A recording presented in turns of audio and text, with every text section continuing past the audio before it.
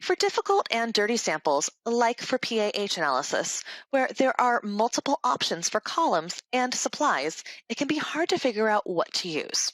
Because this analysis is done by splitless injection and these samples can be on the dirty side, it's important to use a liner that either has some glass wool or a glass frit in it in order to protect your column from the non-volatile crud. There are also multiple column options that can be used, and each of these columns have been tuned to improve separation for different compounds. So it's important to pick the column that will resolve the compounds you are most concerned about.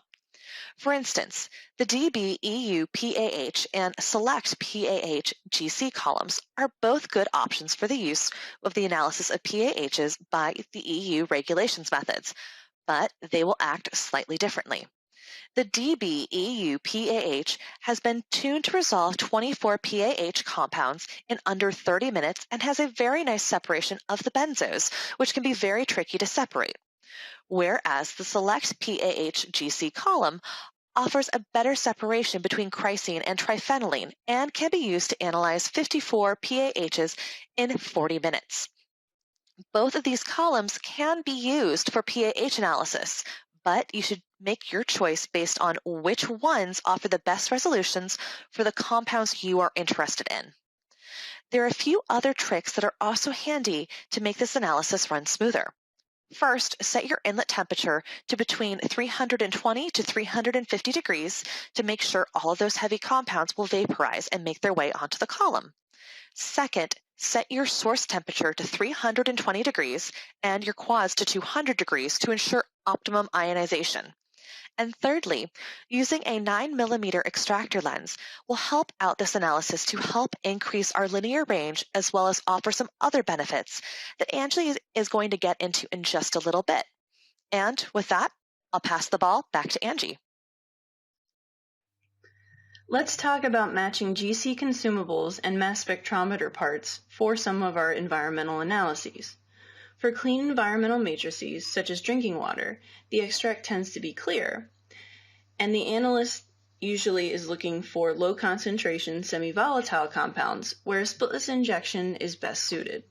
For splitless injections, or pulse splitless, since you may want to get compounds on the head of the column quickly and then purge away the solvent, a good suggestion for liners are a splitless single taper liner, as shown here on the left, or if concerned with potential flashback, a splitless double taper liner. The vapor volume calculator is a great way to help determine if the solvent you're using is likely to overload different liners. A DB5MS UI column or even a DB8270 UI column generally are good fits for these analyses and match the column requirements for related regulatory methods, like EPA 525. Finally, a 9mm extraction lens or drawout plate is suggested, since drinking water target compounds can range from dichlorvos to large PCBs and PHs such as benzo-GHI-parylene. This largest drawout plate has been shown to work best to minimize the number of linear fits and maximize ion fragment transmission for these semi-volatile compounds.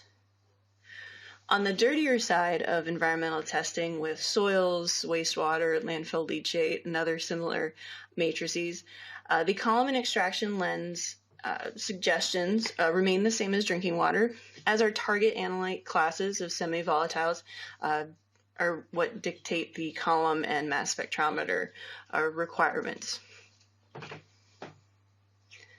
Since the extracts tend to be darker in color, such as yellow or brown or sometimes even black, with these dirtier matrices, a fritted or wool liner is suggested. Typically, these injections are splitless or pulse splitless, and in those cases, we suggest a low frit or single taper with wool, where the wool is at the bottom of the liner, are suggested for the analysis, such as with EPA 8270. The Agilent low fritted liner and low wool liners have similar peak responses as shown in the total ion chromatogram overlays in the middle of your screen. This overlay has 92 target compounds, 4 surrogates, and 6 internal standards, and the overlay of the fritted and wool liner show that they have very similar peak shapes and high heights across the entire 22-minute run. One way to be sure that the column is matched to your analysis and acquisition method is using a column with a smart key. When the smart key is installed to the GC, the key tells the GC what column is installed, so you don't have to type in the column parameters or the temperature limits. I know I've had the accident of typing in a high temperature of 300 or 530 when the actual high temperature was 350 because my fingers were moving faster than my brain. Additionally, the smart key will keep track of the number of injections, the maximum temperature that the column was used at, and the amount of time spent at that temperature, which can be critical for wax columns as they tend to have lower high temperatures in the 250 or 260 degrees Celsius range.